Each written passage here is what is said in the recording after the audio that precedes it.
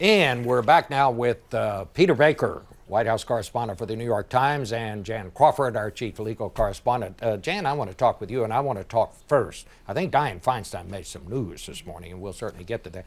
But I want to talk to you first about this thing with Harry Reid.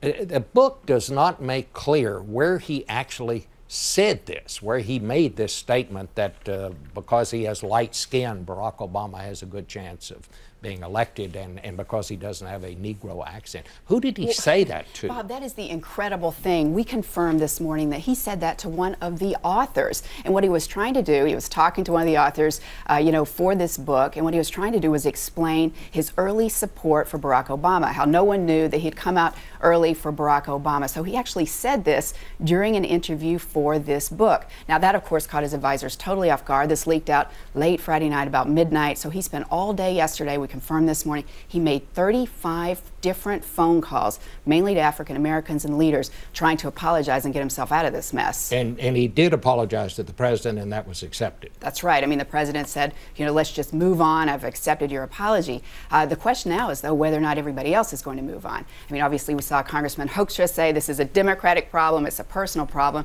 I think that's the best thing that Republicans can do right now. I mean, when you've got somebody kind of exploding, you don't want to step in and become collateral damage yourself. Never step in front of a firing squad. That's exactly right. But what is this going to mean not only for Harry Reid, who, is kind of on life support out there in Nevada anyway? I mean, this has pulled the plug on him for his reelection chances. And then what does this mean to Democrats, more broadly in those midterms? What do you think, does this affect the president's agenda, Peter?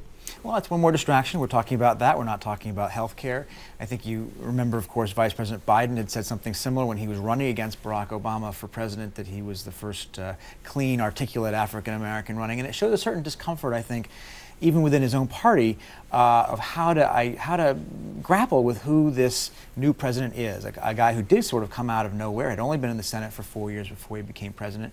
You get the folks who've been here in Washington for a long time still trying to figure out how to define his success, how to define his place in American politics. Republicans are already saying, Michael Steele, the chairman, said this morning he ought to step down.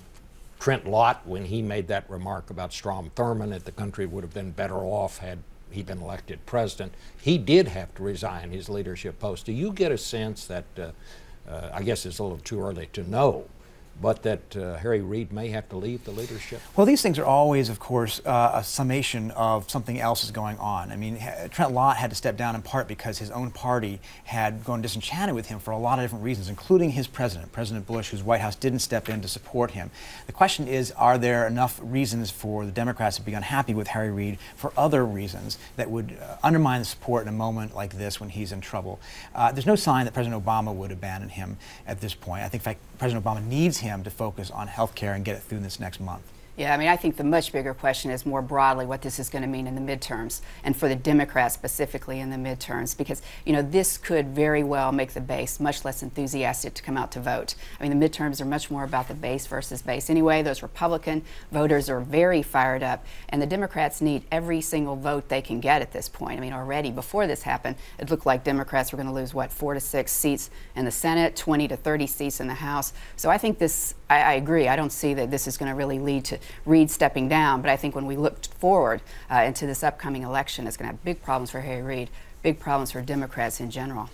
Let's talk about what Dianne Feinstein just said, because it seems to me she made some news. She said, number one, we've got to do something about this no-fly list and make sure. Now, she's said that before. Get people that ought to be on the no-fly list on there, which I must say I completely and totally agree with her. But she also seemed to be agreeing this morning with John McCain and Lindsey Graham, who said we not only should not be letting people at Gitmo go back to Yemen, but we shouldn't let them go to any country where there's an al-Qaeda presence. Well, this is a real problem for the president. Of course, what are we going to do about Guantanamo? Barack Obama said when he went into office, he wanted that thing closed in a year. That deadline's coming up on us. Obviously, that thing's not going to close. Congress has already passed a law saying they're not going to give him any money to close it down, and they've refused to give him any money to acquire a prison here to put them in. So, that I think is an issue that he's going to be grappling with all year. What's he going to do? There's about 198 detainees down there right now, and And, you know, I think it's very likely that Congress is not going to step up here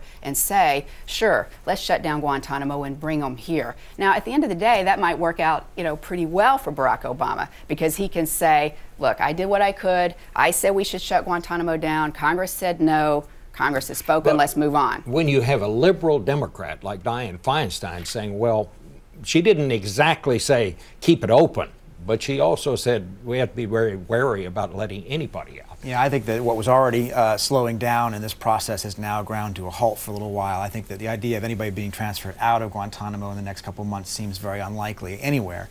And then, you know, this Thompson, Illinois prison, you know, as an alternative, the real question then becomes, okay, are you going to have Guantanamo open in Guantanamo, or are you going to have Guantanamo open in Illinois? Because you're going to have ultimately a lot of the same people are going to be in one place or the other. Does it make a difference to have them here on American soil? A lot of people would say yes, and that's not a popular thing. And I just don't see the political will to shut that thing down in Congress, and I don't see Obama expending political capital to force Congress to do it.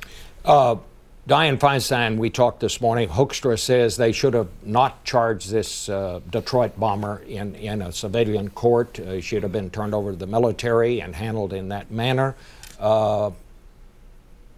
Do you think we will see this continue? They will, if we have another of these instances, that it'll be charged in a civilian Bob, you know, court? this has obviously been such a controversial issue this week. We saw the former Attorney General Michael Mukasey writing a piece in the Wall Street Journal, harshly critical, saying, you know, we lost valuable intelligence by going in and saying you're entitled to a lawyer, read your Miranda rights, when they told the bombing suspect that. So, you know, the White House heard that. I mean, my sources tell me, I spoke with several yesterday, that inside the White House, top advisors are saying, you know, we really need to take a hard look at this.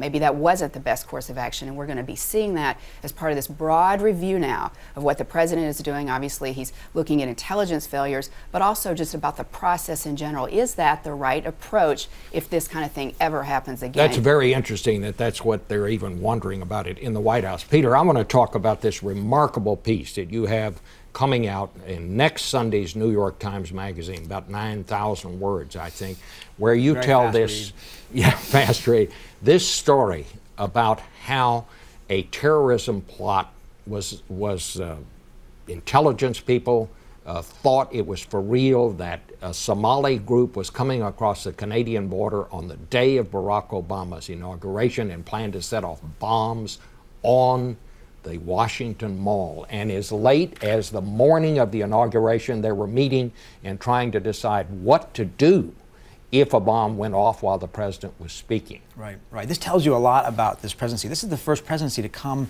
into office, obviously, in this post-9/11 sort of age of terrorism. And even on the day he's taking office, they're worrying about what happens if the worst happens. And it's not when did they find out that this was a false report? I mean, literally that morning as the inauguration is going on, ultimately it becomes clear. This became what they call a poison pan. It was one group trying to rat out another group to get the Americans to take him out. But this also tells us a lot about the nature of terrorism today. How do you find out what's real and what's not? What is smoke and what is actually something you should go after? And that you see again with Abdul Muttalib. I mean, they saw these fragments together. How much of this was something they should have put together? Obviously, everybody now in hindsight can rationally say this was obvious. If you look at these clues at the time, things aren't always as obvious. One of the things that I found interesting in your piece was that a lot of the policies that Barack Obama is following now were actually policies he adopted from the Bush administration on terrorism. During the campaign, he sort of ran against the first term Bush, right. But as those policies were moderated,